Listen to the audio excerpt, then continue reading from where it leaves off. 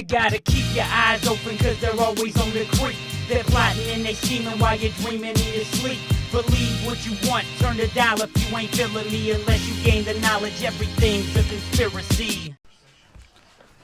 What's good, YouTube? Sinumatic back with conspiracy time again. We're going to talk a little bit about fluoride right now and what it is, where it's at, how you consume it.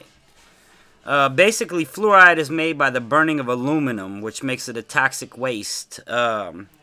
Places you're going to find fluorides at, it's going to be in your food, your toothpaste, and your water specifically. And really, that's why I wanted to talk about that. They use certain chemicals like fluoride to supposedly clean the water. And chlorine's actually another chemical I'm pretty sure that they use, like small doses of chlorine to clean your water. But what I'm wanting to get at here is fluoride, if you look on the back of your toothpaste, is a drug. It's toxic waste, basically, because it's made from burning aluminum. It's considered a drug. If you look at also on there, if you swallow your toothpaste, especially enough of it, you're supposed to call your poison control center because it can kill you. Well, they say if you put the size of a BB piece of toothpaste on the end of your toothbrush and look at that, that is the amount of fluoride that you would be getting out of 1 8-ounce glass of water. So if you drink a lot of water, then in other words, you're consuming a lot of fluoride. You know, Hitler used this back in the Holocaust, or whatever you want to call it. He dumped large doses of fluoride in the water to mess up the Jews. Like, I'm going to put some links in here. That's actually documented history, so, you know, the rest of the things I'm going to put in here are more objective based. You can believe it if you want to. You don't have to believe it if you don't want to, but, you know, I'm just trying to let you guys know the things that are out there in the world that, you know, a lot of people don't know about.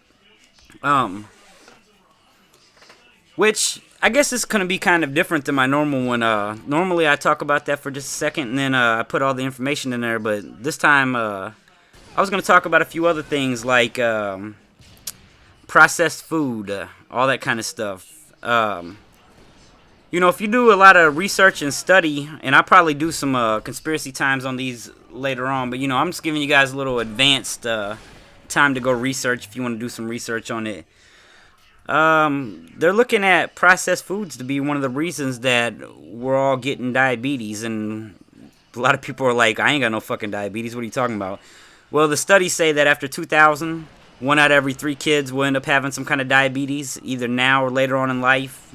You know, like I have diabetes. I have onset diabetes, which means it's not hereditary. I just picked it up throughout my life. And a lot of different ways that we're getting those. Soft drinks, 120-ounce bottle of soft drink has about 16 tablespoons of sugar in it. Pretty bad for you. Processed foods. The thing about processed foods, corn is a starch. Starch turns to sugar. Cows no longer are grass-fed. Cows are now put on feedlots, and they are fed corn. That is their only source of food. This has been brought on basically by McDonald's. McDonald's is the biggest buyer of meat in the whole world.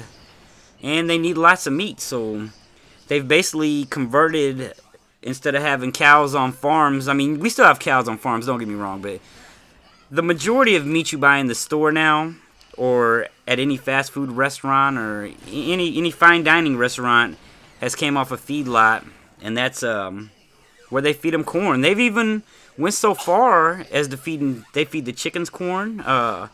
They have, I guess you could say, man-made ponds and lakes where they have fish farms, is what they call them. And they're actually teaching these fish now to eat corn because corn will fatten you up really quick, and they need that. You know, they need the animals to grow pretty quick. And actually, they also give a lot of these animals drugs and stuff too, hormones, steroids. So, you know, we're not allowed to take steroids, but they can give them to the food that we eat, so which therefore transfers into your body.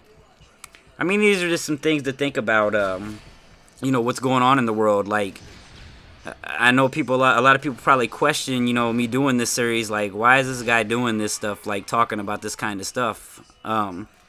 Really, it's just to inform you guys that, you know, there's a lot of things going on right in front of you that you see, and that's the kind of things that we worry about in life normally. But there's also a lot of things going on around you that you don't see, and if you don't learn about them, then they do actually affect your life in one way or the other. Um, I guess we'll talk a little bit more about the food thing. They've made it so expensive to eat organic, now that it's almost unthinkable to be able to go strictly organic. All the vegetarians, you can say, well, that's why I don't eat meat, but all the vegetables, unless you're eating organic, all the vegetables you're eating have pesticides, chemicals, all kinds of stuff in those too. So really, we're kind of screwed as a society when it comes to like the way we live and what we do.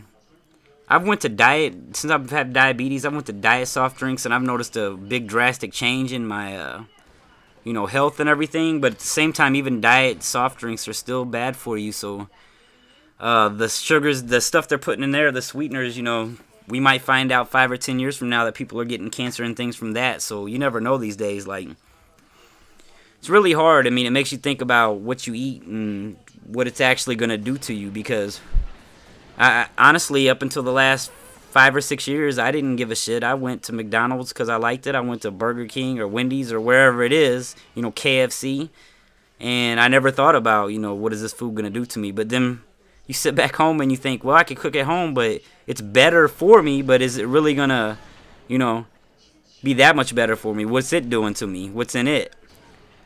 But I hope you guys enjoyed this episode of Conspiracy Time. The video's about to be over. And give me some feedback. Let me know what you guys think. Let me know if you guys are learning anything that you might not have known about. And I'll talk to you guys soon. Peace.